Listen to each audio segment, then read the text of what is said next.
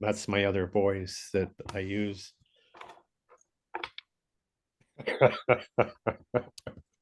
Okay, Narisa. Yeah.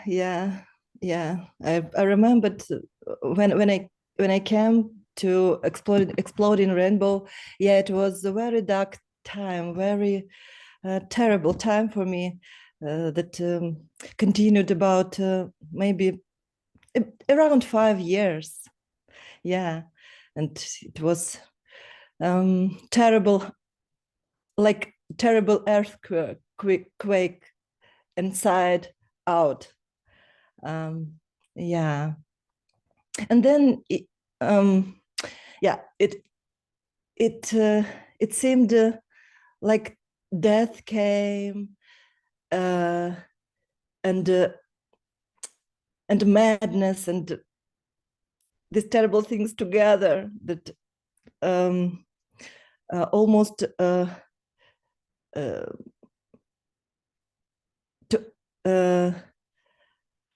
emptied me. I don't know how to call in English. Almost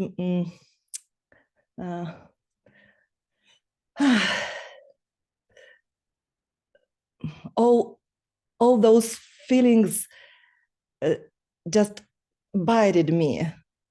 Yeah, and it was so heavy, without even moment for relax. No, day and day and night. Yeah. Um, and then one time, just laughing came. I don't know what it was, but all world just disappeared.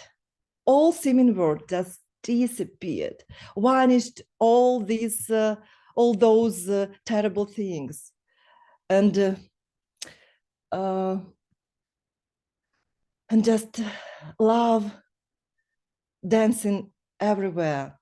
It subtle blooming everywhere. Yeah.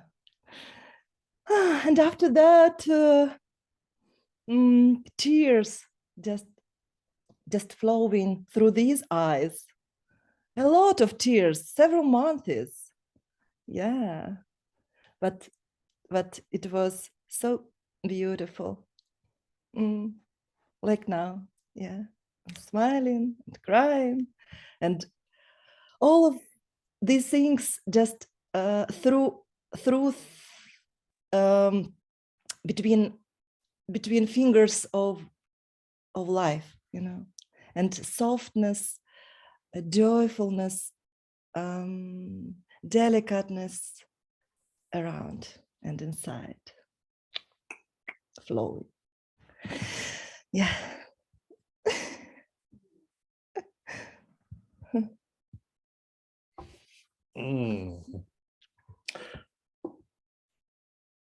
I believe you.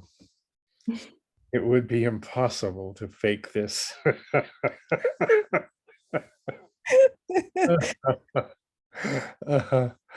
um, oh, golly. There's no questions. I just seem to like to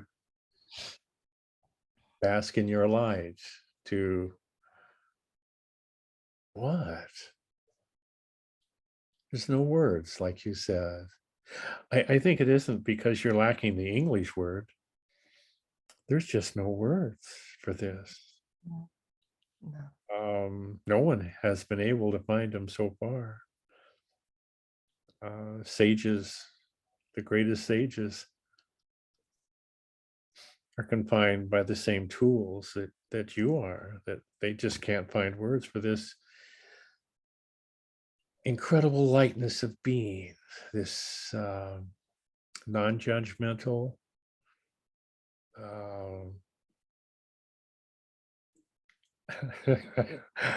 it's floating, it's in flowing, it's in the flow that athletes will struggle to get to. Runners like to get to the runner's high, to experience this for a moment. Mountain climbers. I think musicians. Darren was a professional musician. Did you get high playing music, Darren? Did you lose Got yourself? high all the time, constantly high. No.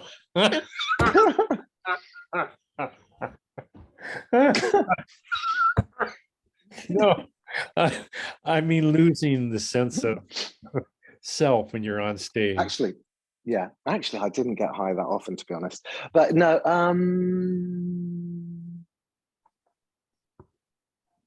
yeah, at times. I mean, at one point we toured for 2 years, pretty much non-stop.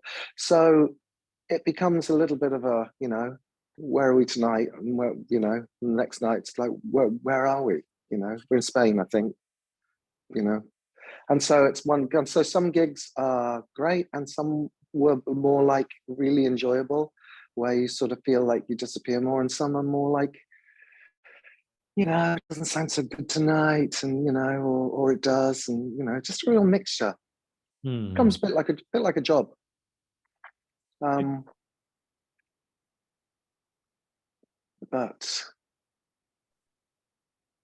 But now it just feels like a dream. Like it's just like telling a story about a dream that seemed to have happened. I don't mean a dream like, oh, what a great thing to do. I mean literally like telling a story about yesterday or an hour ago. Yeah. Did you go through a dark period, the Shadowland, the day and Not night? like, I don't think like a lot of people describe. I would say it was more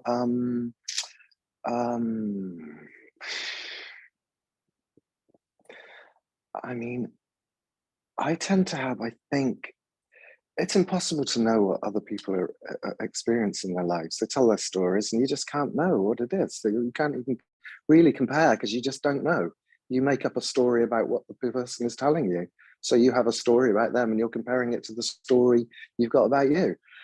So in my story, I could say, it seems easier to the stories that I've heard. But then I could also say, well, at times it really wasn't easy. But I don't know, it doesn't feel as bad to the stories I've heard. But I think that's just this character's outlook, that it's, wasn't too bad. There was a lot of crying at one point for a few months, like Larissa was saying. But I didn't know what, there was no reason for it. It was just crying, like it was like being wrung out. It was like, I think I was thinking the other day, it was like life was sobbing me away somehow. I mean, it wasn't. Sounds a bit romantic, a bit silly, really, but kind of like that, So no, I wouldn't, because Nancy uses words like eviscerated. I mean, I wouldn't say that. But then there were a lot of things in life that were eviscerating, splitting up with your partner, Rita probably knows a bit about this as well, your story, Rita, and, things like that are just terribly painful. And everyone goes through something, all sorts of things in their lives that eviscerate them to some extent. Maybe they're constantly chopping away at the self or whatever the me is, I don't know. Don't really know what I'm saying even really. The search is over for you? Yeah. That's a relief. I still love to listen to non-duality, to people talking about it. I love it. I love it. Especially when somebody talks about it in the way that you kind of just like, oh yeah, that's just like, it's like listening to a nice song on Spotify. Song comes on and you kind of go, oh, that's just so lovely, It's when it's expressed in a way that resonates, whatever resonates means. I think more it's just like a sort of agreement, a sort of when I hear somebody say something, I don't know, there's just a very nice feeling that goes with it. It's like, oh yeah, that's just what it's like. Yeah.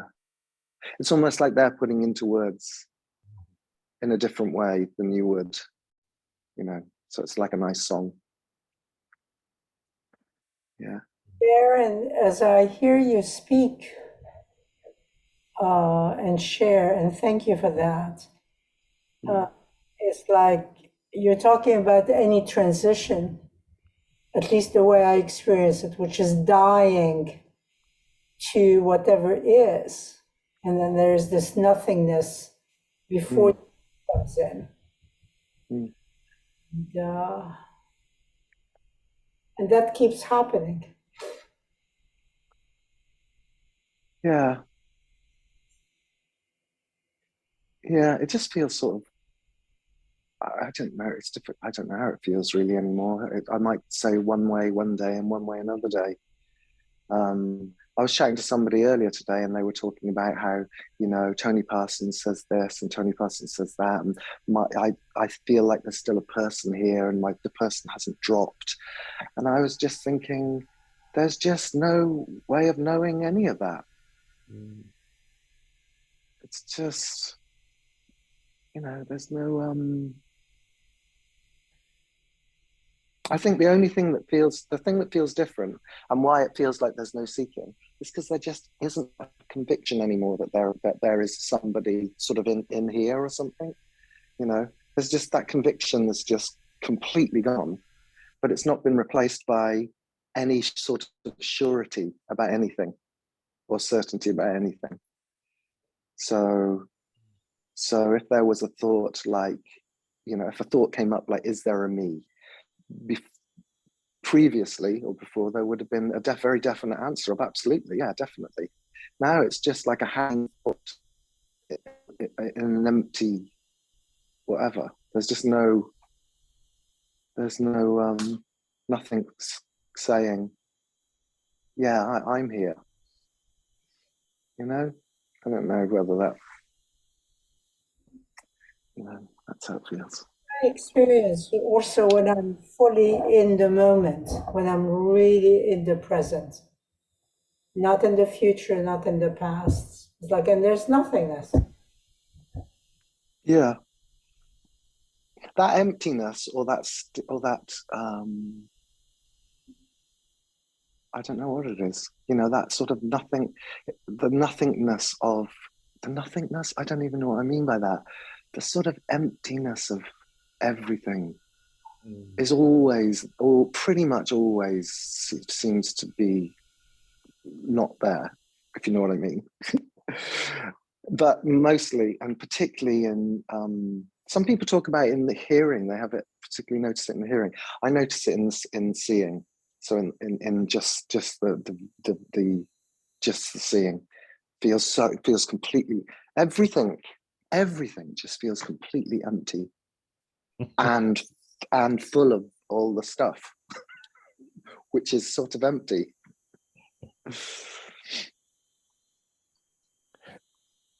But doesn't feel, but not that different.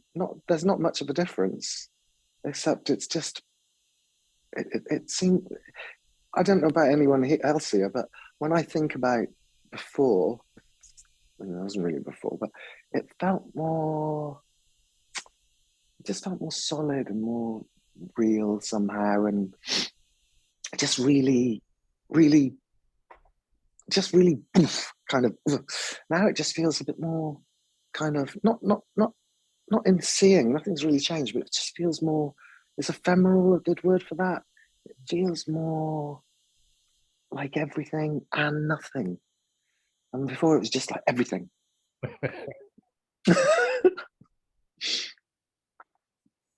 don't know. Yeah. Kind of full of empty things. Yeah. Yeah. Yeah. Yeah. Yeah. Right. It's funny, you know, because I feel like a bit of an imposter. I feel like I'm gate crashing a party here. Do you know what I mean? It's that kind of feeling of everything you've just spoken about, I go, yeah, that's where I am. Oh, Do you know what I mean? It's and I don't know. My first meeting I went to, I think, was Tony Parsons, in way back in. I mean, I can't believe this. It was kind of 2001, maybe.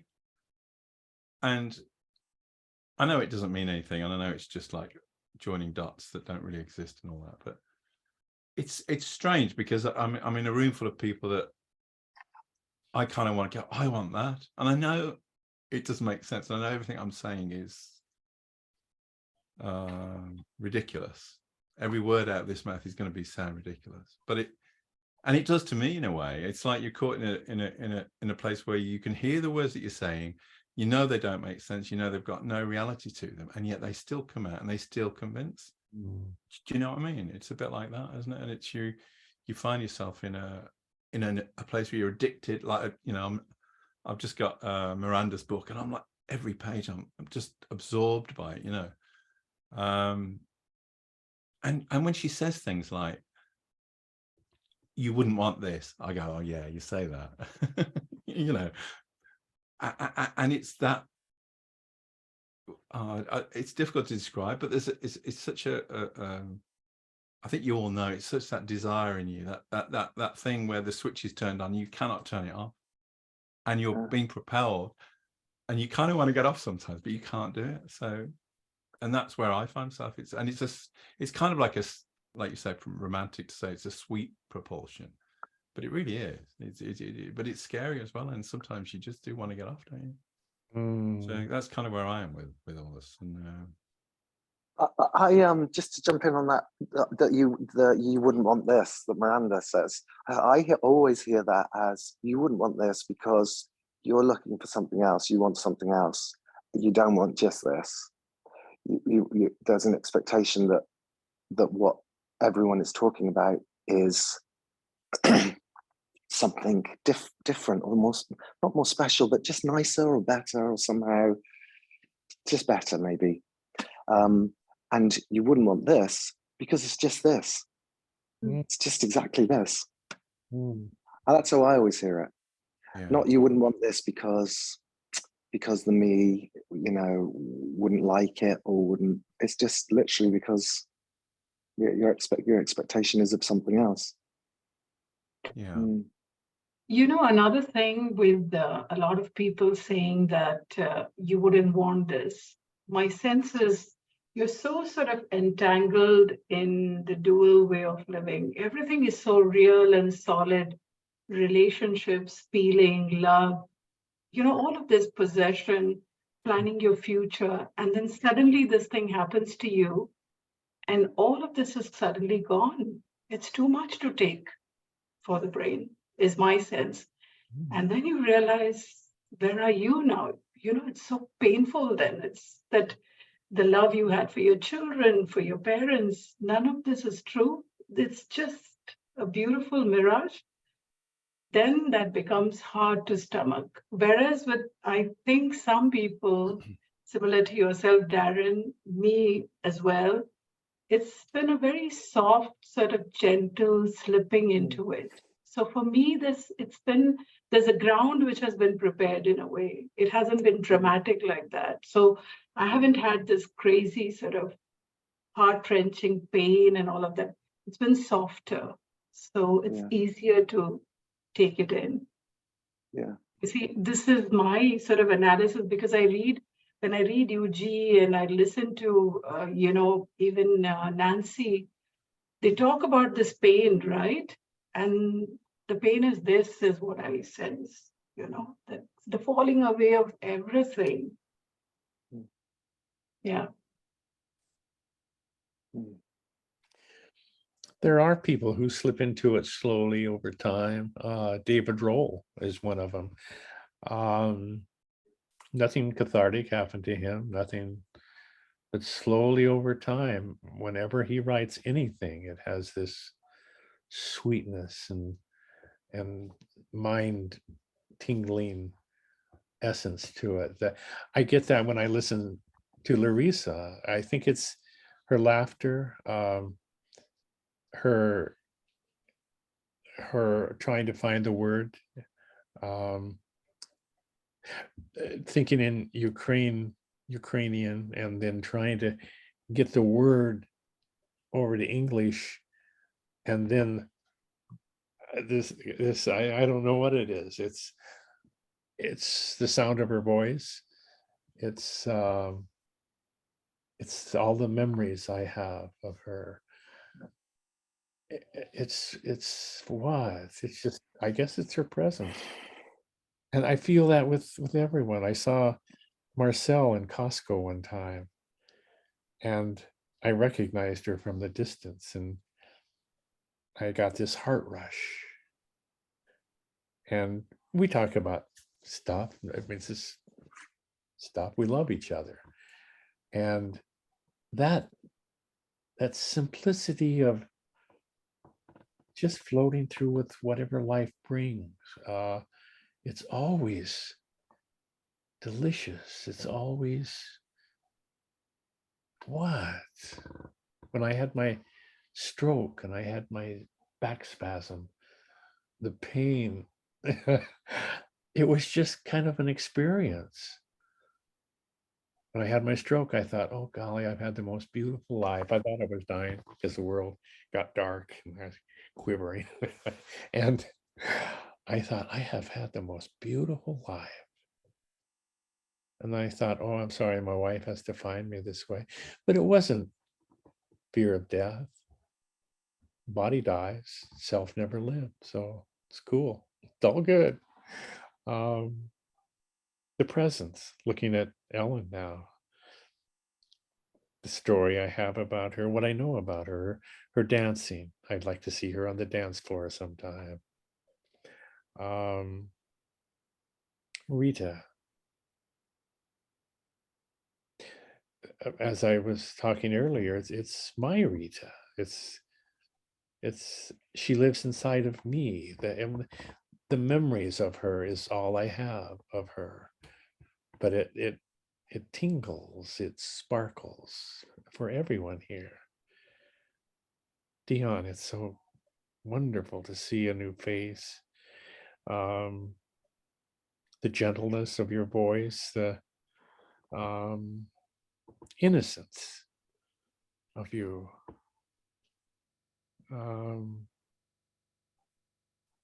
Goodness, Darren, I've known for, he shared his son with us, his beautiful son. Gosh, the joy he's going to have over the years. Oh, Oliver was putting on, he went to put on some leggings today. I gave him some leggings. He said, no, not those. Those are made by Satan.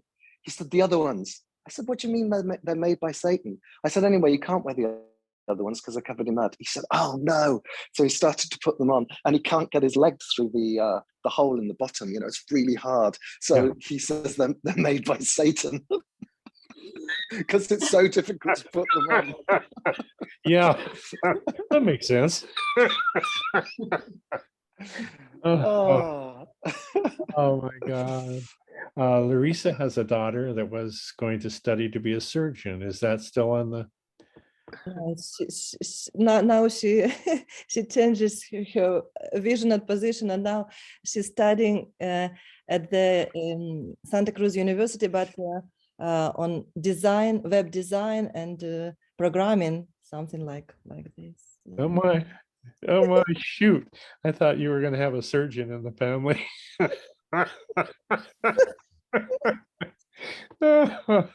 Oh, well, yeah, they change their mind, I guess. Oh my goodness. Or life changes it for them. I talk a little bit to my grandbabies about, you don't have to worry about what you're going to do. But I don't talk much about this stuff. Although my one grandson, who's 20 now, is very interested in this. He's very smart, but he takes it in small doses. I don't think you can. It took me 50 years of searching, of looking and reading, and oh my God, it wasn't torture. I enjoyed the search, but it takes a while for the mind to flip, where the critical mass flips. Would you say for you, Michael, it's fairly pleasant all the time? Because I wouldn't describe life really ever as being unpleasant, but it's not really any different to how it was in lots of ways. You know, there still might be. I was thinking, you know, I went somewhere the other day to an exhibition, and I think went to support a friend. I went to support a friend because I didn't think there would be many people there for them, and when I got there were lots of people. So I thought, I don't really need to be here, you know, because there's plenty of people. Got about halfway through, and I thought, I'm just going to sidle off home. I'm not going to say goodbye because, you know, she's really enjoying it. I'll tell her tomorrow how much I enjoyed it. So I went off home.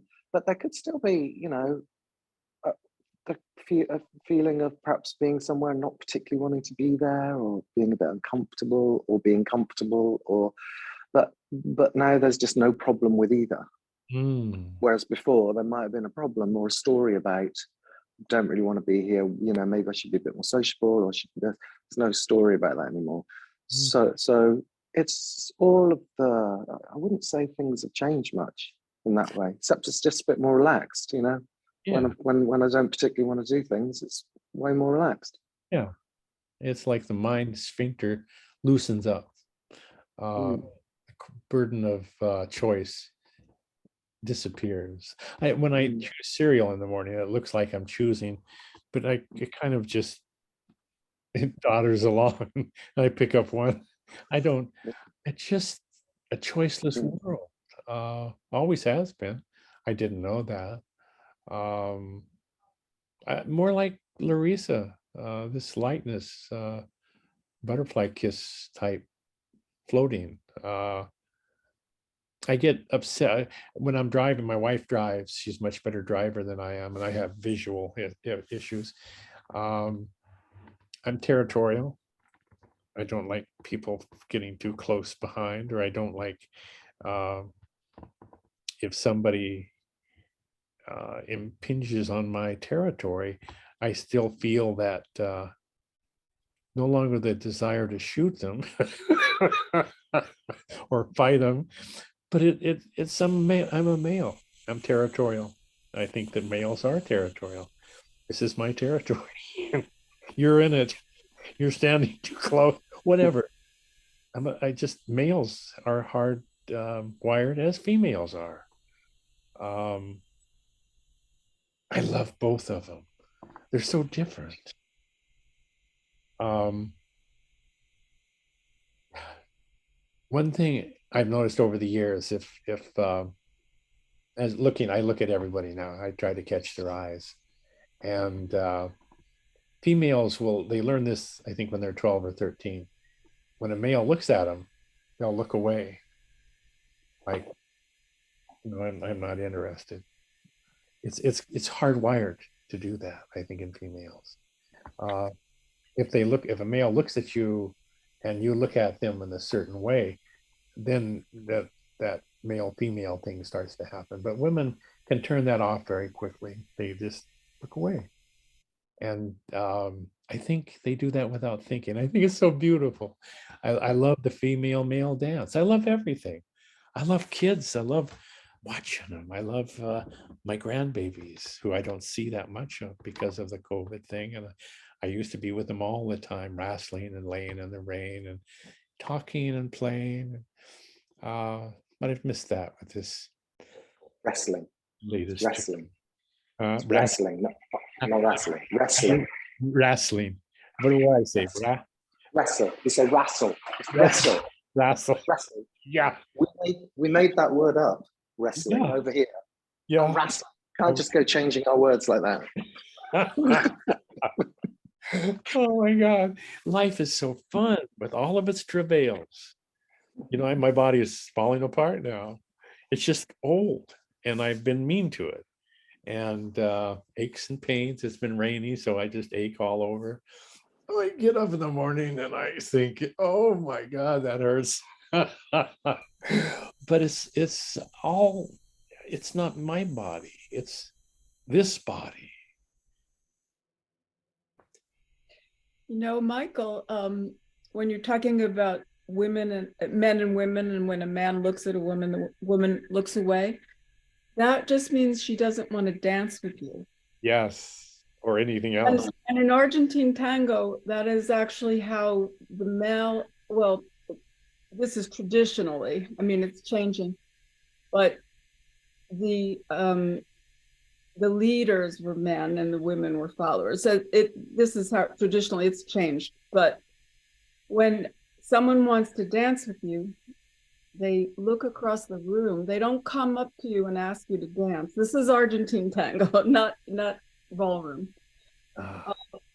They come up to you. They don't come up to you because they would lose face if you didn't want to dance with them. So they look at you across the room and they nod like this, and if you nod back, then they know you want to dance with them. They'll come up to you then, and you'll dance.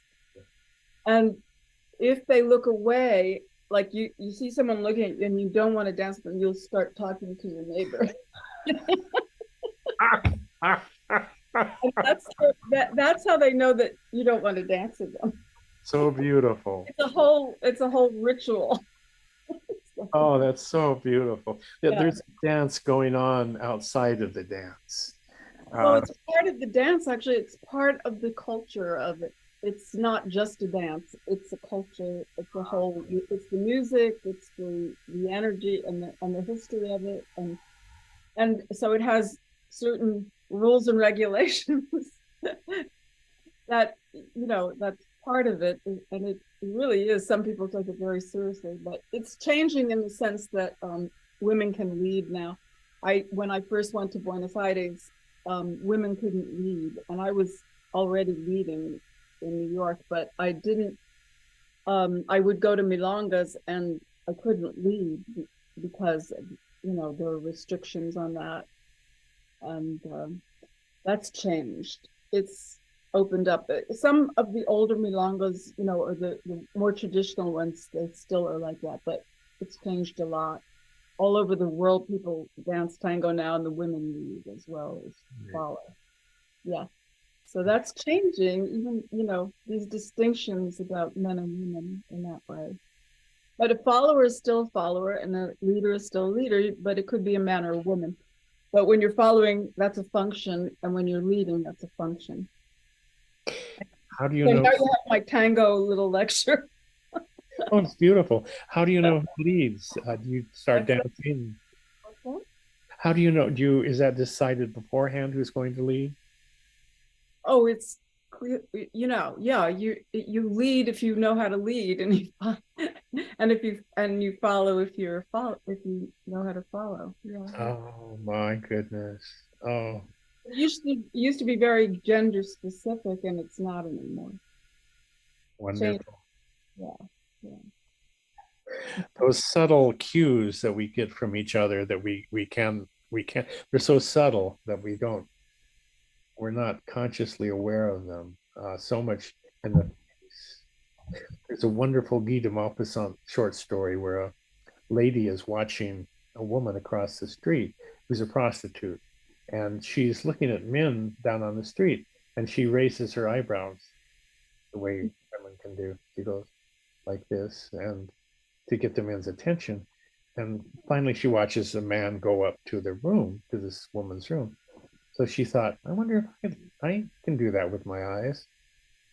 I wonder what would happen if I did that. So she looks out the window, just giving that slight eyebrow that women can do.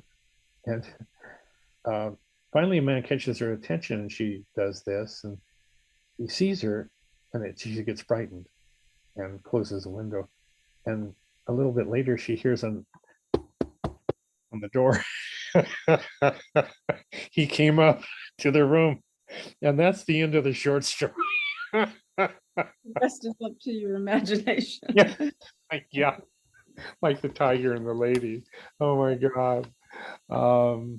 Yeah, those subtle cues that people do, this dance within life.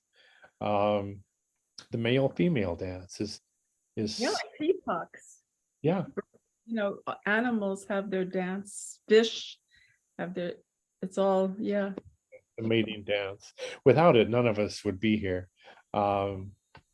That's part of life. It's this pulsating. None of us are here now, so. Yeah. Yeah, thank God most of that's gone after a while. That driving force, that compulsion disappears. Yeah. I saw a video earlier today of a beaver that had been sort of adopted. So it was in someone's house and it was building a dam just out of old toys and bedclothes and bits of bags across the hallway. I'm really into beavers lately. Actually, they actually made the American continent what it is. It's the beavers. That's really interesting. That they would do that anywhere they are. Yeah. That's right. Yeah. They had a test where on a dam, it's the sound of running water that sets them off. But they got the dam completed and they put a recording out there with running water, and they kept going higher and higher and higher with this dam. I don't know where they would have stopped. That's brilliant. Video. What a great idea. Yeah, what a good idea. Yeah. Oh my God. Oh, Larissa. This lightness of being, has it fluctuated? Has it gone away for short periods? No. It's constant. Mhm. Mm. Yeah, it's a soft lightness. Yeah. Mm. Mhm. And warm. Yeah. There's one lady that I've heard of who had it for 10 years and it went away, and had a terrible time. Suicidal and institutionalized. She wanted it back so badly. One time because I have really screaming tinnitus, my ears sounds like cicadas all the time. And I went to a psychoanalyst who was a specialty in tinnitus, and she recommended marijuana. And I thought, well, I'll try that because I thought it would help. I'm very careful with that because I'm a recovering alcoholic. But I tried it, and I went to bed that night and I felt a grinding in my head, like a machinery grinding. I thought, oh no, what have I done? And I woke up in the morning and this was for the most part gone. It was gone. And I wouldn't commit suicide, but I thought, how can I live without this? I had it for 12 or I don't know, 13 years. And it was gone. And I thought, oh my God. So I made an appointment with this psychiatrist to talk about it. And she understood what I was talking about. She had a little Buddha on her desk. So I thought, oh, I can talk. So she understood what the light was before. But it was a week before I had to see her, and gradually it returned slowly. And by the time I had the meeting, it was fully back. But I don't really take it for granted anymore. I cherish it all that much more, this flow,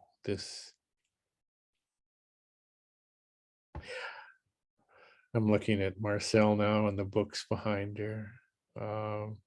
Such a learned woman. Such a delicate, It's beautiful. really interesting listening to your description, Michael, of that, because it doesn't feel here like anything could come or go in that way. So hearing your story about that just make, there's a feeling of, it doesn't feel like that. It doesn't feel like that here. So it doesn't feel like there's something that is like a different, I don't know, a different enough experience, is that the right word? For it to be noticeably come and gone, because it's just everything that's happening. It's just everything and anything. So it doesn't feel like, because how could that ever go away or come back, or you know? So Yeah. it's just interesting, and maybe some people just have a different experience of this. Oh, I wonder. I don't know. What I wanted to say something about that, because Mhm. I just went through a bit of a roller coaster of it going away, right? And sorry if I'm just a little bit emotional, but because I've been lying on my back for about a week and I hurt my back, and I was like, that's so weird. And I was shoveling the snow. We had a lot of snow, and I'm shoveling it. And I could feel myself being in the pain. I was being part of the pain. The pain was happening to me. And I'm like, no, what am I doing? Where's my brain? What's happening? And so I was experiencing this pain, and this pain was happening to me. And I just recently, I shook my head after being on muscle relaxers for a week. And I said, what is going on? And I just stood up and I just shook it off. And I'm like, I'm just realize that I'm identifying with something, even though I have slipped through and everything's fluid. And I didn't say it was gone, because I could still feel it in me, the emptiness. The emptiness was there, but the joy just slipped away. And I was in this non-joyous state. And I'm like, what? And then I just screamed, what? And then I realized, oh, there's a little bit of a dark shadow still needing to go away. And I realized it, and I'm looking at it. I was, oh, for goodness sakes, there's something that's just holding on to the meat a tiny, tiny bit. And so then all of a sudden I just woke up, and I just now, and I just said, oh, that's it. And now I'm just, but the flow is coming back. But it was identifying with the pain. And to almost one point, I asked the question, did the pain appear because there was a small bit of me identifying still? And with that identification, I looked at that and I said, yeah. And then my back started feeling better and I feel okay. Yeah, that was just something I wanted to share. I've been listening to everybody's stories. It's interesting. Yeah. I've had really serious pain with back spasms, and I have trigeminal neuralgia, which is called a suicide headache. And it doesn't feel like it's happening to me. It feels it's just pain. It's fully experienced. It's still really painful. But it's just pain. And what it does in a way is to open my heart to people in pain. Oh, yeah. I everyone has pain, both mental and physical. We've all lost people that we love. Life is painful. It's full of pain. My personal pain, my personal losses of people I love, seems to open something inside to the pain of being human. And I see people and I see heroes. I know a little bit of Marcel's story, just a little bit. And I see her as a hero. Born in Palestine, comes to this country and becomes a professor at Berkeley. What a story. Oh my. Read his story.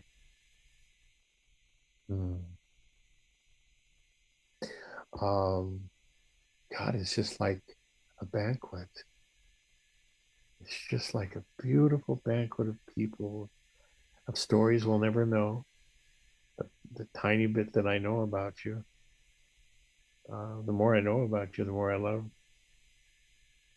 love you. I always thought if people really knew me, really knew about me, they wouldn't love me. Quite the opposite. I learned in AA, Alcoholics Anonymous, the more you know about someone, the more you love them. I sponsored people, men and women, and heard their stories. And you always wind up loving them, no matter what they've done. You should hear some of the most bizarre stories, but they're just looking for love. Everyone's looking for love. Who could not love a cowboy?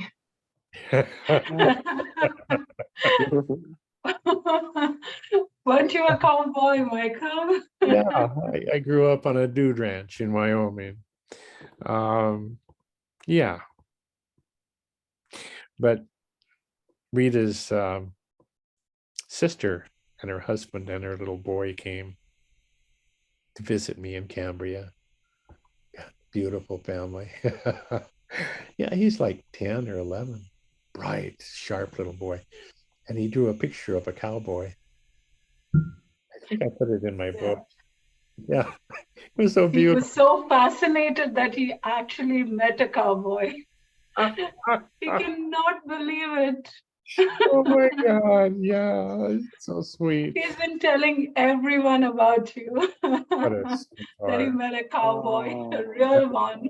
A real cowboy. Oh my God. Yeah.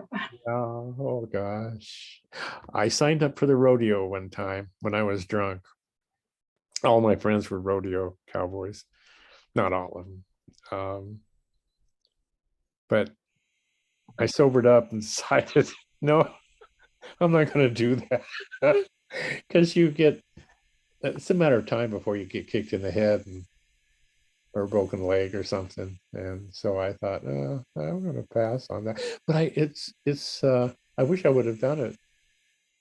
I wish, because I could have done it. We used to break horses in the springtime. Every spring, horses forget that they're just supposed to be ridden, and you have to they buck and stuff. Not hard, but it was. I know I could have done it, but I'm too old now. Have no interest in rodeos.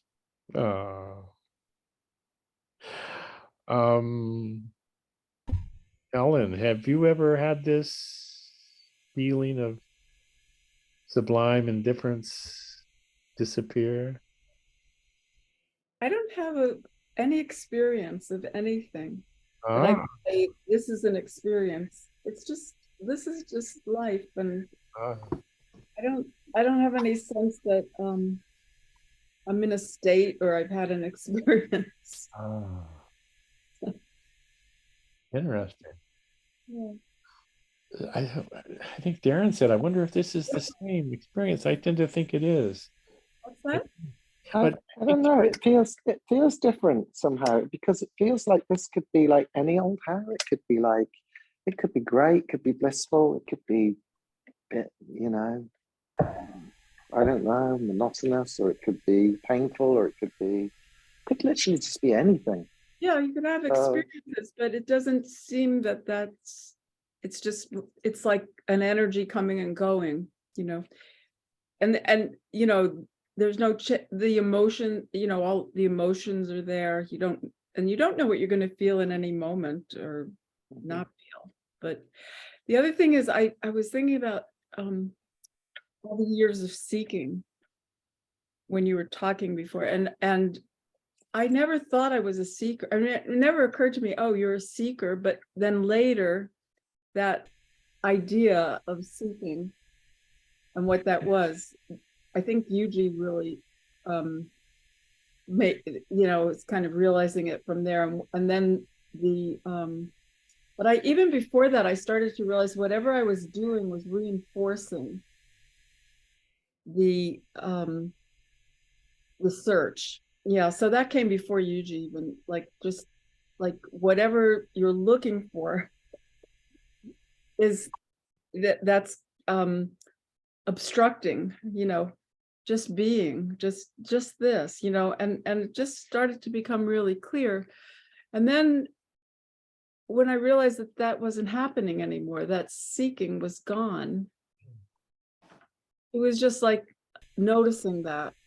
And it wasn't like an experience that now I'm not seeking and now I'm, there's no self, and now, I don't even know if there's a self or not. It doesn't even matter. It's just not even a question.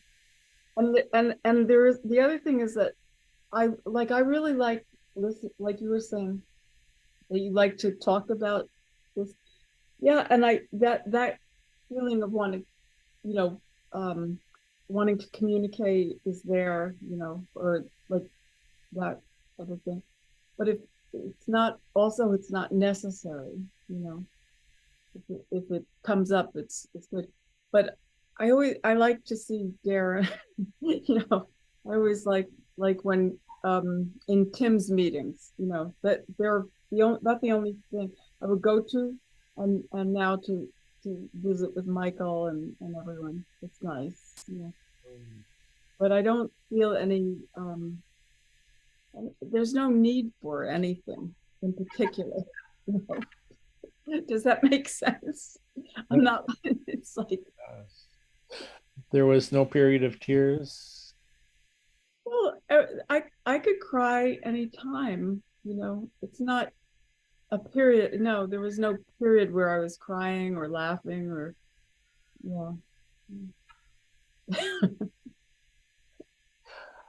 crying can happen. It seems like sometimes that it's more that I'm more emotional in a sense, but not that I'm not emotional, but emotions, like responding to someone else's expression of their feeling affects me. But I don't feel really that sad, like about it. It's just the feeling is there, the emotion. It feels more like it's just an energy that's there. It's I think, well, I'll talk about my grandson died. He was 28. He died of a heroin overdose. Well, it's fentanyl. That was actually what he died of. And there's a whole long history of that, dealing with addiction. But when I was the first person that I came to the hospital, and they had left him in the room, and he was in bed and he was dead. And I felt this incredible, just, how the women wail in, I have to turn, women wail, it's like this wailing, this feeling just came up, and then it came out. And then I cried and sobbed. And then that was gone. That was it. And now I don't cry about it. And I can't even say I miss him, because I don't feel he's gone in a certain sense, that not that I feel his presence or anything, because my granddaughter and his mother also feel his presence. They're always talking about how they feel him. And I don't feel that. But that sense of that deep sorrow is there. It comes out, it's expressed, it's felt, but then it's over.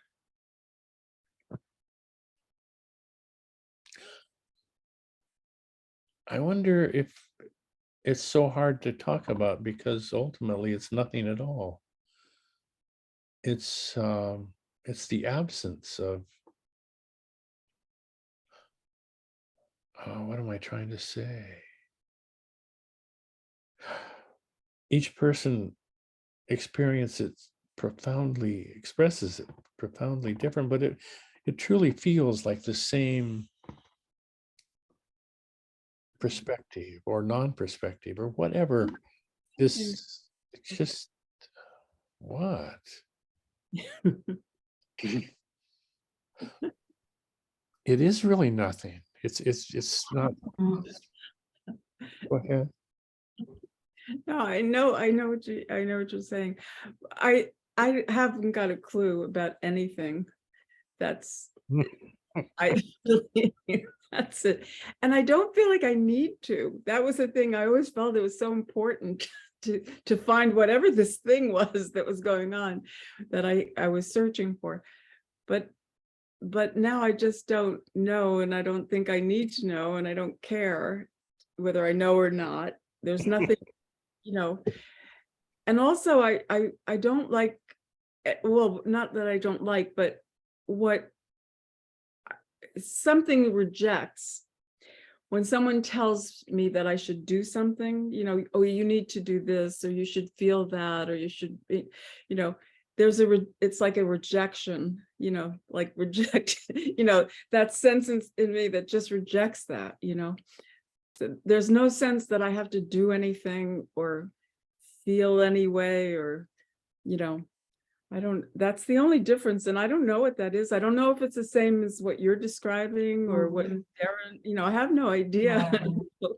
Like we're all Because just, what's evident, the more people you listen to, is everyone is talking about a different experience. No two experiences seem to be similar at all. yeah, And each is very unique in itself. right. Yeah. I can say that There I'm is- not in, I can say this, I'm not in any state. There's Mm. no, you know, and I'm not experiencing anything. It doesn't mean that there could be sadness or this, but that's just like things coming and going, you know, thoughts coming and going, everything. But I'm not experiencing anything that I would say is special or the end of, you know, it's just, yeah. Yeah. The whole point is it's not really special. I mean, I can only speak for me. It's just like something is happening around you and you're sort of drifting through it. There was a time, I mean, there is no before and now, but there was a time when things would affect you directly and you're very entangled into what was happening. Now there is a sort of slight distancing. It's like, I give this example all the time. It's like a little bubble on the surface of the water, and you're just moving. Waves come, sometimes the sea is calm, the bubble just continues. That's the sort of experience that I had. Pain happens, you know, anger happens, all that happens. There is desire, all of that. Yet there is a slight sort of a distance. It isn't really touching you anymore. Why, how? There's no one to know. Right. It just happened. And I see beauty in everything, which is so weird. And there is beauty in the mundane. Just clipping my nails, I see so much beauty. Why? I don't know. But it just comes. Yeah. There's beauty in sorrow. You know, when I feel pain, there is a beauty in that as well. Yeah. Because really, there is no value. Before, there were values in my brain. I value, you know, love had a higher value, anger had a lower value. Now everything has the same value. It's just Maybe- like it's an maybe- experiencing. I was just thinking, Rita, that's quite interesting. Maybe there's, it feels like there's a slight distance. It's true. But maybe it's because there's less distance or there's no distance anymore. And in a sense that before, if you could say before, that there was definitely a distance between me and everything else. Now it's almost like there's no distance, and in that no distance, there feels somehow like there's space, or somehow, I don't know. Yeah, it feels more, I don't know, like there's maybe the ease feels or something. It gives a sense of distance. I don't know. Anyway, I just thought it just popped into my head. Yeah. Possibly. And you know, like, and there are moments when someone says something, tears just come to me. Like earlier when Michael was saying something, I was just holding back my tears. There was no sense to why, but flow of the word, the voice, what he was saying just made me want to cry. So, all kinds of strange things are happening. And I'm not doing anything. It just seems to be like something is engulfing me in this beauty. I think It's it's beautiful. mirrors. I think we do that with mirrors. When Larissa was talking, I started to cry, tears, and I don't know why. I just don't know why. I love what Darren said about no distance, because if everything's happening inside of this beautiful brain, there's no distance between us and anything else. It's all the brain's impression of what's going on. No distance. It's all electrochemical, sparkling, cross-referenced ideations happening within this beautiful brain that we used to think of as ours. To me, whenever I talk, it feels like this brain is talking to your brain. It feels like that with children. It does with babies. When I hold a baby, I say, hello, little one. Welcome to the world. And we look at each other and stare at each other. When I see people, I feel I look into their eyes and I said, hello, welcome to my world.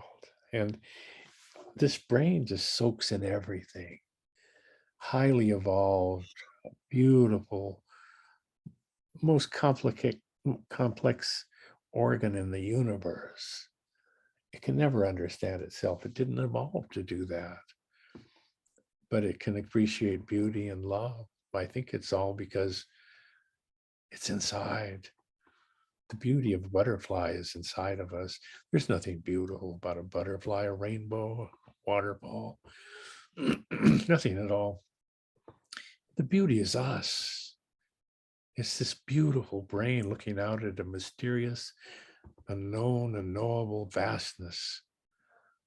I love the idea that nobody knows what's going on, or ever has, or ever will. Hello, Pendulum Man. I love you.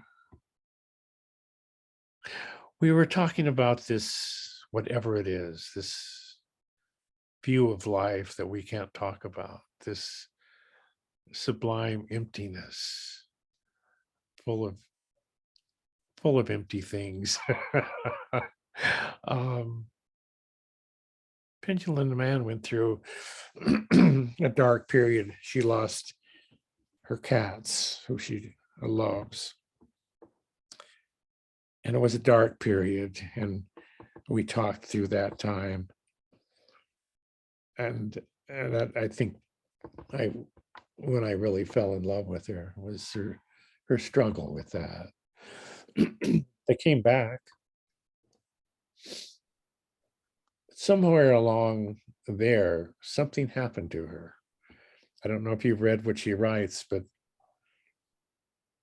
here there's no question that she is dancing on the bright side of the road.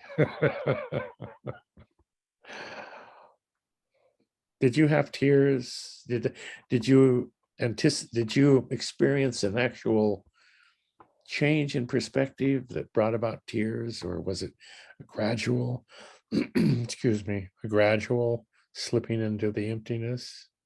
I don't think anything's ever gradual and soft when it comes to me.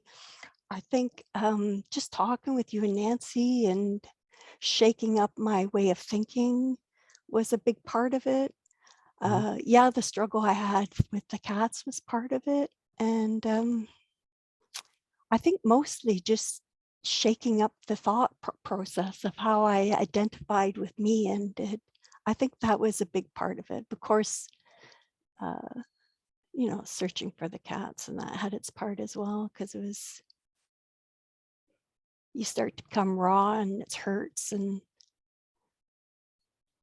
yeah, that's all I can say about that is, yeah, I think it was a combination of both. And yeah, I'm not too sure. It was just like a switch. It just changed over, and you're just who you were, you're not anymore. And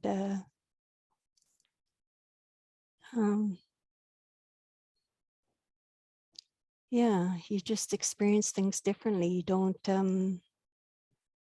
see things differently, and you kind of start to you have to learn things all over again because socializing is different, and you just try to sit there in the background and smile and be at peace with whatever's going on. Well, you don't try, you are at peace because your perspective changes, and you just see the beauty in everything, and and you cry. Yeah, that's what you do, you cry. And there's that, as Nancy says, you have that joy and sorrow that sort of merge together, and everything's just, I remember saying to Nancy, I can't just go around crying all the time. She says, wear sunglasses. I enjoyed that. That was good. Yeah. But it is, it's nice to share that with people. Yeah. That's all I have to say.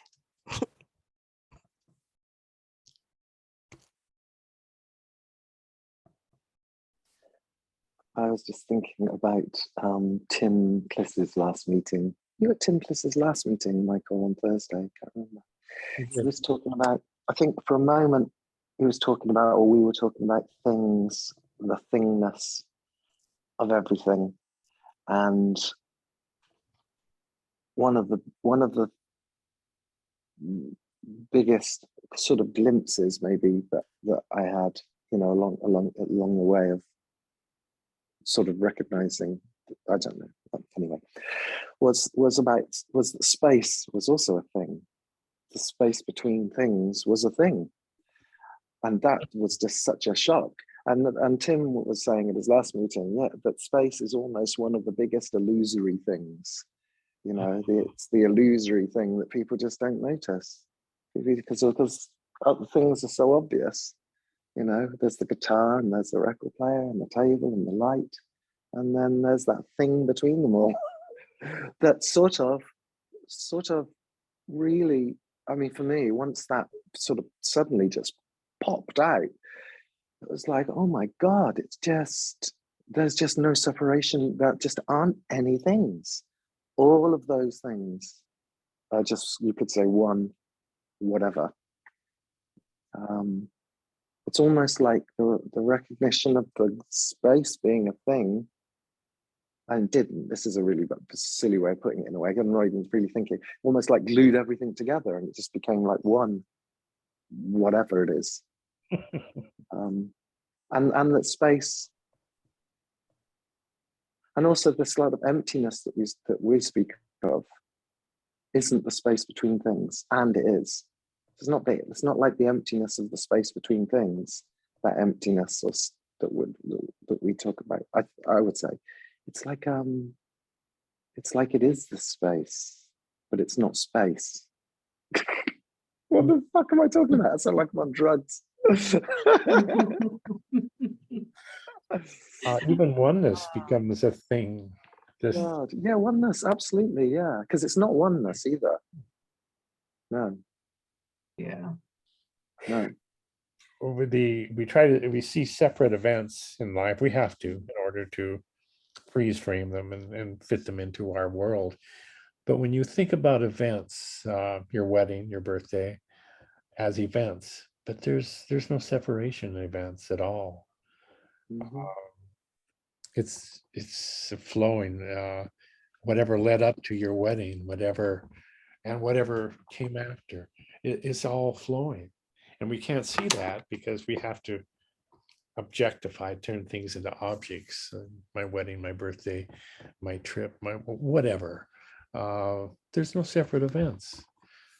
There's no separate things. So how are we to live in that world? We can't.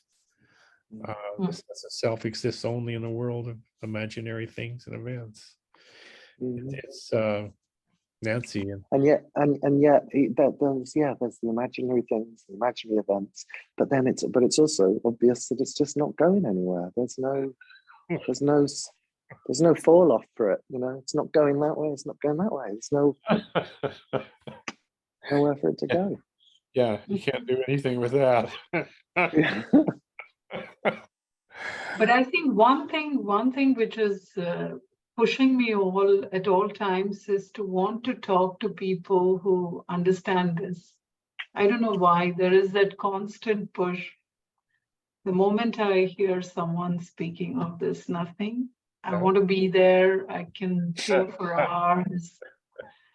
But the That's moment people talk about everyday living, I don't want to listen to that. Oh my God, that's why Nisargadatta and Ramana and YWY and UG Krishnamurti talked until the day they died. This wants to what?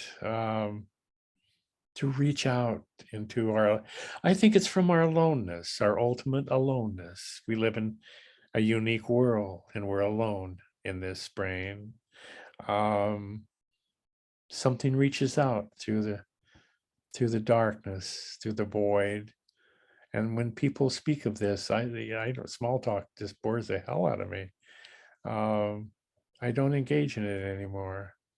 But this talk, listening to your voices, Pendulum Man, I haven't heard her voice, and I've longed for years to see her voice, to see her face and hear her voice. Larissa, I haven't seen for a long time. That laughter that comes like a waterfall through me. Darren's insights always thrill me, and Ellen and Rita. Larissa's poems take me to a clear place, to the meadow, Rumi's meadow. And it's something about, that's the human love that I talk, that exists only in humans. I don't think your dog loves you. I think that love is a uniquely human experience. This empathy, this caring for each other. If you hurt, I hurt. If you're depressed, I feel depressed. But not literally in that sense, but we read each other's emotions. We're tribal. If someone in the tribe is sick, we're all sick. Everybody's important. And we have only recently been away from tribes. 600 years, 500 years, but we spent 1,000,000 years in small groups. This is tribal, this is primal, and this is sensuous, and this is as close as we can get, I think.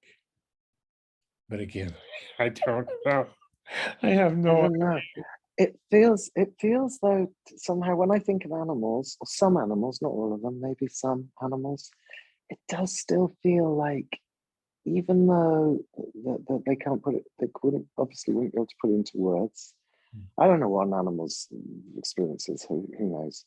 But it does feel like that there would be this similar, potentially emotions. I don't know. I don't really know. But it feels like there would. I mean, I'm an animal. I'm quite a complex animal compared to some animals. But other animals are quite complex too. So it feels like they don't have language. I mean, who knows what that means, not having language, or what kind of life they have. It's just impossible to know. But it feels like that there would be love, but not perhaps, I don't know, a wordless sort of love. They have the same chemical, endorphins and all of the feel-good chemicals that love is. But the love that we think of requires imaginary separation, subject and object, me and you, me and other. But doesn't it just require that for a story? So that there wouldn't be a story about it. Yeah. Doesn't it? Yeah, they don't have a word for love, so they don't experience it in what we call love. They don't feel separate. Half of me feels separate from you. Half of me feels, I don't know what it feels, but it is like having a foot in two worlds. But love, as human beings experience it, I don't believe animals are capable of that, in that they don't have a language, a shared language. They can't tell a story about it, but they can feel the feeling without being able to express it. Yeah, they can feel the feeling. Yeah. But they don't know they're feeling the feeling. It's just a raw. No, yeah. We know when we're. But potentially a deeper feeling than some humans feel for their children. Some humans don't care about their children. Some dogs might love their dogs, pet puppies way more than a certain human would love. So different, but yeah. I don't have any sense of love the way you talk about it, Michael. And even when people say this is unconditional love, it doesn't at all feel like that. I don't, not that it feels one way or another, but I don't have any sense of it. To me, that's like just another abstraction, you know, like you're putting a word on it because you have a feeling of it, whatever that is. I don't know, because that's how you express it. I don't have any sense of that at all, that it's love or anything. Yeah. Because there's so much, you know, there's a lot of suffering, you know, and I have children and grandchildren and great-grandchildren and, you know, family. And then I see what's happening in the world, you know, just, you know, to me, there's a tremendous amount of suffering. You could say, well, that's also love, you know, but I don't see that it's more beautiful or ugly or love or hate. It's just all of those things are, humans put words on everything. So we're always thinking this is this and this is that. That's this like parallel system of thought that goes along with everything that animals don't seem to have. So out of that, you know, this brain, like you talk about the brain all the time, is just creating, you know, all these things that, and then at the same time describing everything and breaking down everything. And that just doesn't, it's just not there. I mean, I don't even know why I'm in this meeting. It isn't because I need to talk or that I'm lonely or none of that. That aloneness, I don't even feel that. So it's not, I don't know. It's yeah. To me, those are just words. Just words.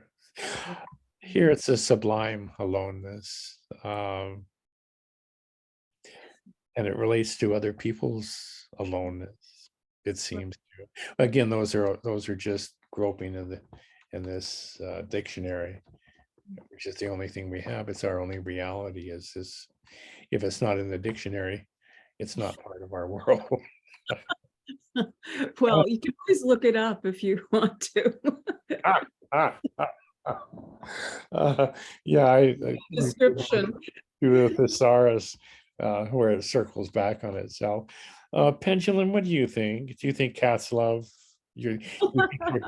Your cats love you, or? Well, let me see. Oh, that's your gaming chair. This is, yeah. Here's one. Oh God, beautiful. No, looks like it was about to scratch your face off. Yeah, he is actually a feral cat that somebody put by my garbage can. I guess they knew my love for cats or something, and now he's my cat. So anyways, beautiful. You pat them. Look, I pick him up. I disturb him. He's not yelling at me saying, "Why'd you do that?" He's and he'll just lie back down. You pat him. He feels he starts purring and that. And I mean, you can connect. Like if I'm feeling really good, all of a sudden you got a cat on top of you. If I'm feeling like, you know, I've just like got this enormous amount of love flowing through me, there's a cat on me. So they do sense the for a better word, the energy of whatever is emanating from the supposed you, the seemingly you.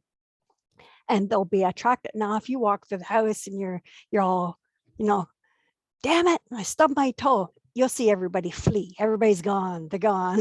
So, I mean, I think that's the extent of it. They're just picking up on what the flow is like, and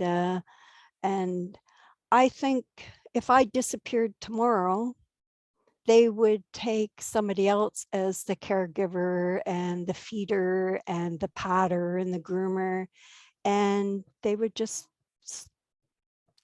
my presence wouldn't be no more, and that was it.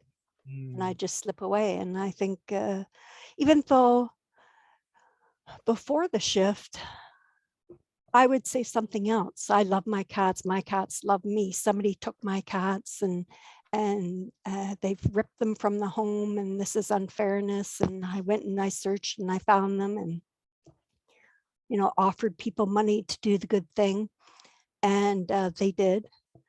And that was all about me. Probably they had the suffering of trying to find food and being lost, and they got skinny, and they suffered that. They suffered just trying to survive. But when I brought them home, and they kind of forgot who I was, some of the ones that were gone longer, they actually forgot me. And I'm like, wow, they forgot me. So I got them, I brought them home, and but there was one recognition. There was one recognition which I was amazed at after 6 months. And I was walking up to my cat trying to catch her, and I'm calling her name and she's not listening to me. And I said, wait a sec. And I said, hey, pretty girl, hey, pretty girl. And she cocked her head sideways. And for a moment, she had a recognition of that softness that I projected towards her. And then she took off again, but I did catch her. But I mean, that's what I feel about animals is they like whatever's going on, if it's a nice going on, and they don't like if it's nasty. They like if it's nice. And there's no I love yous from them. Yeah, I'm more like an animal or a cat. I feel like I'm more like a cat than Because they'll bite you if they're mad. Like if I start pulling at his tail, he'll bite me. Yeah. Yeah. Oh my, what a wonderful insight. I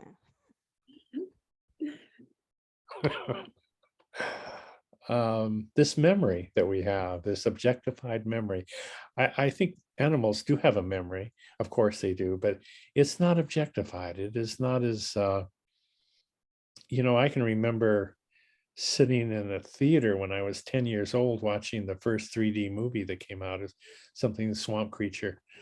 And I was by myself and it scared the hell out of me. Terrified. I can remember that when I was 10 years old. I remember in the 4th grade, Mr. Lowe was a teacher that would sit by me. I was a battered child and I had bruises, but they weren't mandated to report that then. He'd sit and have lunch with me and talk with me. I remember Mr. Lowe. I remember the first kiss. I remember so much about my life and so much I've forgotten, but still that objectified memory that we have because of language. That's the story of us. That's all we are, is that beautiful story.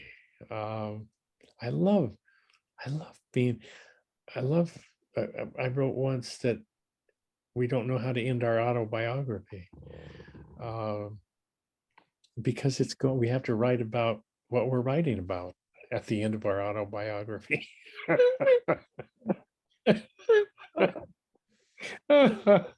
Because it's an story. It's not a never-ending story because it will end. It collapses. thank God. Yeah, I don't want to live forever. Oh God, can you imagine forever? It's a long time. The Scientologists sign a 1 billion-year contract, but this isn't. 1 billion years is nothing to forever. Okay, that would be the worst form of hell imaginable. Yeah, once is enough for me. I've done everything I want. Well, almost everything. But of course, it doesn't end really. I mean, not that it goes on, but it Yeah. doesn't, there isn't really an ending because there's just no knowing of an ending. So even the ending is really just a story about, and I don't know, the idea of an end. I suppose a body that's getting old, and then the story is that something is ending. It dies. It dies, and the story along with it. Mm. My son's memory of me will be those moments like pitching pine cones so he could hit them like a baseball. Mm. Little things like that. But for the person, there's no ending. There's no real ending. I mean, there might be a moment before, you know, as you're sort of fading away of a. I mean, if you're lucky enough to have a sort of death like that, where you may think, well, this is it, you know, I'm about to go here, but there's no knowing of the going. The No. actual going. No. Have you ever had a colonoscopy?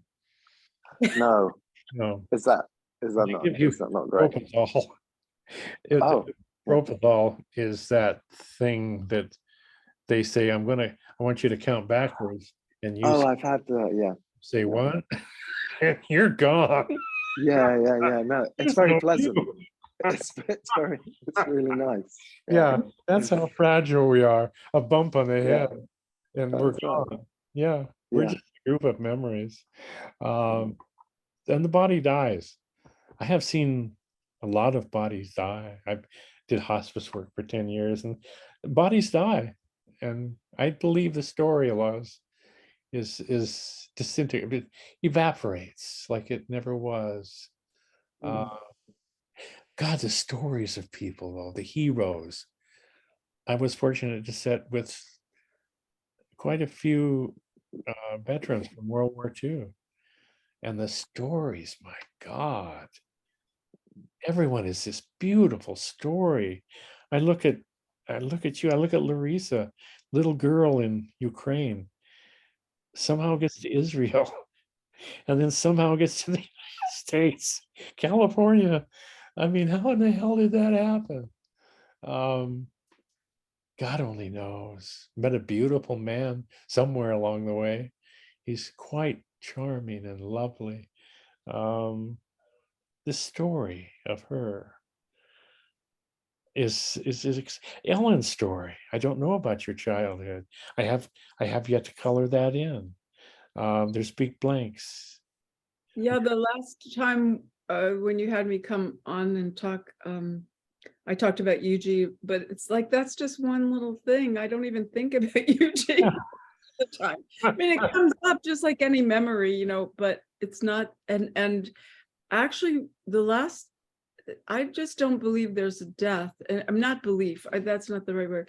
There is no death because the body is just what it is, and it will be part of all the other elements. It'll be eaten by worms and bacteria, and it'll, you know, rot, and just like any organic material, right? So in that sense, it's life. It's just part of life. It'll continue other life, you know. That's just all we are. We're being eaten right now. Yeah. We're being, yeah. But you know, the thing you know about me, just because you asked about Yuji, you know, that was. And then I thought, I don't want to keep talking about Yuji all the time. You know, people are always asking me about Yuji because it was a big deal, you know, and it was over. It's not a big deal anymore. And I had a childhood, you know, and my life has been really crazy and chaotic, and you know, it's just that's, you know, had a lot of extremes, or it just seems like it's different than a lot of other people's lives, you know.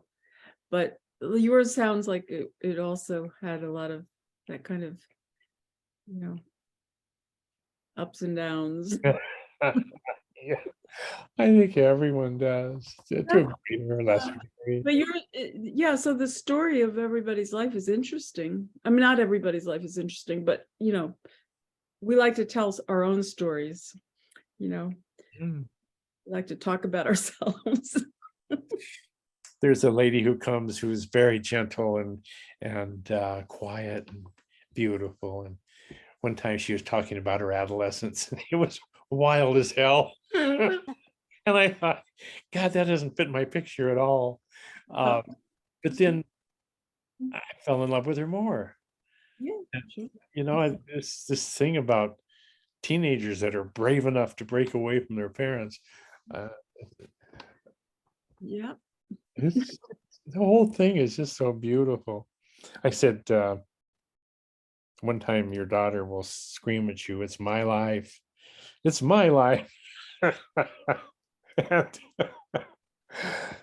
sure enough, she did. And then they joked and laughed about that. Life is so beautiful. Everything. I can't believe my son is 54. He has 11-year-old and a 9-year-old, and he's like a male gorilla. He's so gentle with him, he's so kind, so loving. I watch people like Darren with his son. Oliver is so loved. So everything is talked about and open and shared, and Oliver is blossoming. I'm sure he gets it at the other house too, where he lives, and from what I've heard. And everyone should have a dad like Darren. It would be nice. But then again, I don't begrudge. My childhood was bloody and full of wildness and guns and stuff, and I wouldn't change it for anything. It was both my parents were both alcoholics, so we could do anything we wanted at any time we wanted, and that sense of freedom and empowerment. And we almost killed ourselves more than once. But oh God, everything is so much fun. So and I so want to know. I want to know everything about you. I want to know Rita's story. She was in Dubai, and I in the 64th floor. And I can't even imagine 64 floors up. She showed up. Yeah. I want to know what she was like as a teenager. What happened to you? What shaped you? What created this beautiful radiance that you can never see because you are it, but the rest of us can see it. It's mirrors, mirror neurons. Other animals have them, but we have more. Oh, goodness. I was just thinking what you were saying about Oliver, and it made me think. Last night we were lying in bed, and it was quite late. It was about 10 o'clock, a bit late for him. He's usually asleep earlier than that. And he was saying, "Oh, Dad," he said, "I was just thinking about death." And I was saying, "Oh, really?" He said, "Yeah." He said, it just makes me feel really sad." I said, "Well, what are you thinking?" He said, "Oh, I was thinking about, when I die, and it just feels really sad." And we were talking about that for quite a while. It was very sweet, And I was saying, I said, "Well, it's probably because," he said, "because I really love so many things. I love my friends, and I like, all the things that I do." And I said, "Yeah, it's because you really love life." I said, "Well, that's probably why it makes you feel a bit sad, because, because you love life so much." And I was saying how that sadness is really love, and it was just a really lovely, nice little conversation. Sadness is He really, he was just leading the way. yeah. How exquisite is that? Yeah, it's beautiful. Oh, But nice to be able to have, you're right, nice to be able to have those conversations, which I would never have had with my parents. oh God, no, No. no. My daughter always, growing up, her big fear of death, and she had a big fear of death, and she was always expressing it, was she was afraid to be alone. I mean, fear of death of everybody else dying, and then she would be alone. Mm. I think children have that. Do they? Yeah. That's interesting. I My like, others didn't, but she did. Yeah. yeah, that you said that that sadness, love. I think that's I really like that you said that to yourself. That's a really nice way to put it. Yeah. Yeah. Yeah. If we lived forever, I don't think there would be such a thing as love. It really isn't. It's temporary. This is all temporary. We could lose any one of us at any time. While you're here, I'm going to tell you that I love you. While you're here, whatever that is, I don't know. I don't care anymore. Yeah. It's like tribal. It's you're part of my tribe. You're part of who I am. Without you, without people like you, I think I might have gone insane. How do you talk to my wife? Is not interested in this at all. I love her. She's happy and she's a wonderful wife, but this doesn't interest her at all. If I couldn't share with someone, I don't know what. I don't know what I'd do. You actually did go insane, Michael. You did. We've all been paid to be here. Yeah. We come here every day. It's part of your treatment. $5. Yeah, that's right. I've got to go. I've got to do the next person at 10 o'clock. So Yeah. 9 o'clock. Oh, I love Darren's British sense of humor. One time, I can't remember the exact circumstance, but I think I told him I loved him, and he said, "Fuck off." No, it's go fuck yourself.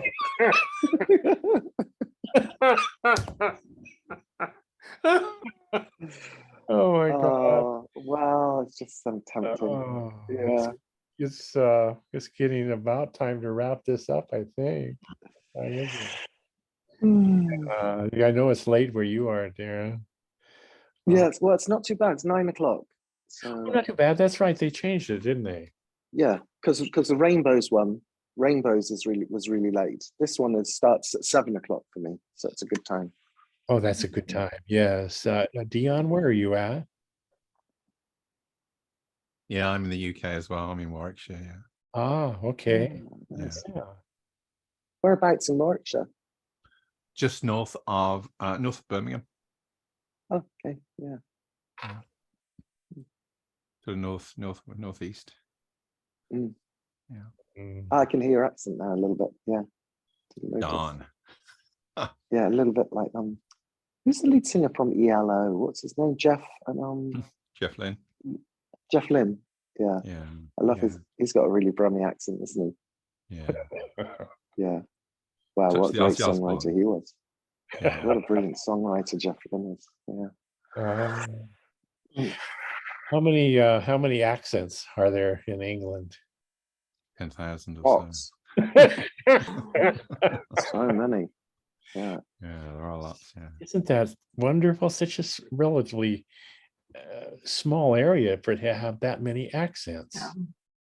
Someone said it's 30. I hope they were not exaggerating. 30 UK accents. 30. Oh yeah. Well, there is probably more than that. They're very nuanced, aren't they? So yeah. Yeah. Incredible. Yeah, because some areas, that's right. Some areas have a certain accent. You know, you could have the main accent, but then lots of little sort of ones around it that are slightly different. Oh my. Yeah. God. Yeah. Yeah, I wonder why that is. Is it because we've been invaded so many times? Probably. Tribal, feudal states, separate states. You know, Australia has accents has changed quite a bit, and I guess Australians can tell the difference between them and New Zealanders too. It's funny.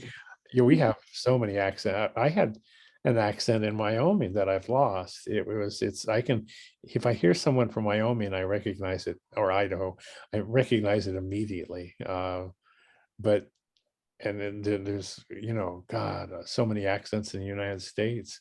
Rochester has it, a city has its own unique accent, Rochester.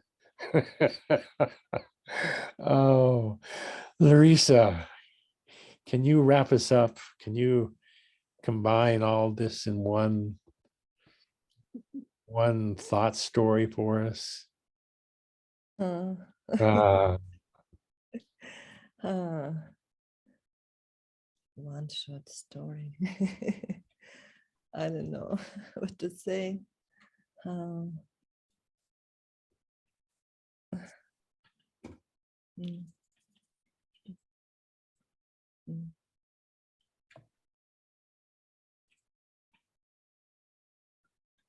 Life just flow, and uh, what seemed to happen just seems to happen, and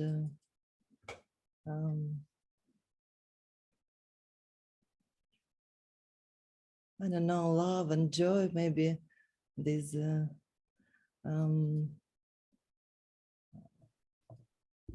these two soft streaming that some kind of sweets in this life, like this.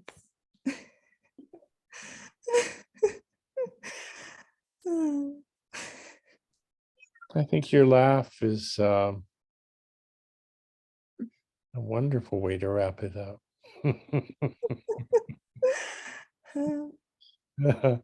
Thank you. Oh, and thank you all. This has been refreshing. Thanks, Michael. It was lovely to see you all. Thank Thanks, you. Larissa. Thank you. Thanks, everyone. Yeah. Thank you. Good night. Pendulum Man, do you play on Xbox or PlayStation? PC. PC. So Yeah. we could play games together. Yes. If you want to play Dead by Daylight, that's cross-platform. I'm all in. Well, let me know. I'll tell you what. Do you have Dead by Daylight? Have what, love? Dead by Daylight? Dead by Morning? No, Dead by Daylight. Dead by Daylight. I will get it. Okay. Is that like a co-op? Sometimes it's free if you have the PlayStation. Do you have the PlayStation? I do have a PlayStation, but I seldom play it, a PlayStation 4. But my son bought me the Xbox X. Oh, okay. Could we play together on that? Yep, I think so. I'll give you my number on that game, and all you have to do is just add my number and join. I figured it out. Yeah. I'll give you my name on that. And I think, yeah, but I'll need the game number when you join Dead by Daylight. You'll have a 488 or something like that. Okay. Yeah. We'll figure it out. Don't worry about it. That'll be fun. Yeah. All right. Goodbye, you beautiful people.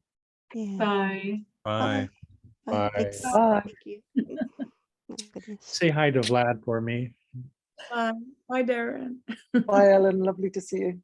Larissa, will you See say you guys. goodbye hello to Vlad? Yeah.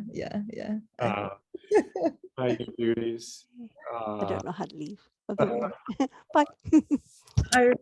What a joy. Sweethearts. Thank you, Larissa. Thank you, Michael. That's so good to see you. How is Vlad doing? Is he? Works a lot. Yeah. Still searching? I don't know. Kind of given up? I don't know. He sometimes reads your comments in Rainbow, but he stops to read something about enlightenment and these topics. I don't know. Send him my love. And your daughter too. She's at college now. Yeah, yeah. Second course, yes. Oh my, oh my. Who knows what's going to happen? Yeah. Oh, it was lovely. Thank you, hon. Bye-bye. Thank Oh, that laughter. you. Bye-bye.